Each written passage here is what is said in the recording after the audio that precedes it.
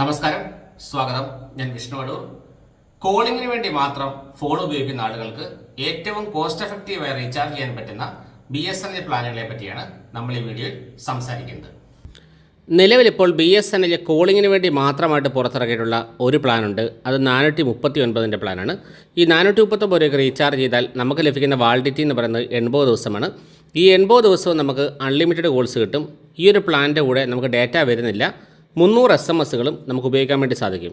ഈ ഒരു പ്ലാൻ നമ്മൾ സെലക്ട് ചെയ്യുകയാണെങ്കിൽ ഈ ഒരു പ്ലാനിന് വേണ്ടി നമ്മൾ ഒരു ദിവസം ചിലവാക്കുന്ന തുക എന്ന് പറയുന്നത് 5 രൂപ 48 പൈസയാണ്.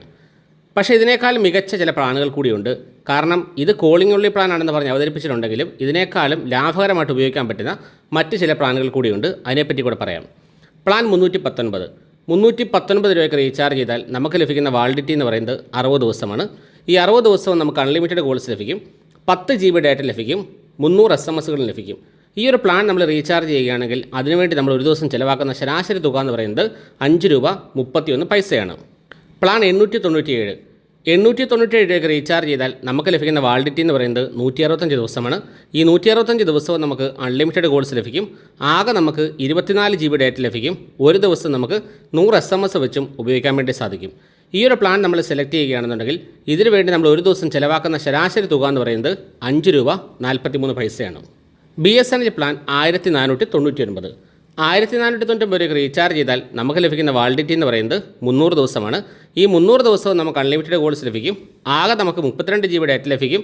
ഒരു ദിവസം നമുക്ക് 100 SMS വെച്ചും ഉപയോഗിക്കാൻ വേണ്ടി സാധിക്കും. ഈ ഒരു പ്ലാൻ നമ്മൾ റീചാർജ് ചെയ്യുകയാണെങ്കിൽ അതിനുവേണ്ടി നമ്മൾ ഒരു ദിവസം ചിലവാക്കുന്ന ശരാശരി തുക എന്ന് പറയുന്നത് 4 രൂപ 99 പൈസയാണ്.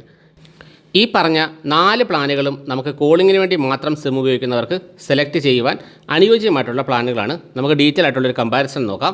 ഇപ്പോൾ നിങ്ങൾക്ക് സ്ക്രീനിൽ ഈ പറയുന്ന 4 പ്ലാനുകളും കാണുന്നുണ്ട്. അപ്പോൾ അതിൻ്റെ ഡീറ്റെയിൽസ് നമുക്ക് കാണാൻ വേണ്ടി സാധിക്കുന്നുണ്ട്. ഈ ഒന്നാമത്തെ പ്ലാൻ 319 നമ്മൾ റീചാർജ് ചെയ്യുകയാണെന്നുണ്ടെങ്കിൽ ഒരു വർഷം നമുക്കിതിനു വേണ്ടി ചിലവാകുന്ന തുക എന്ന് പറയുന്നത് 1938 രൂപയാണ്.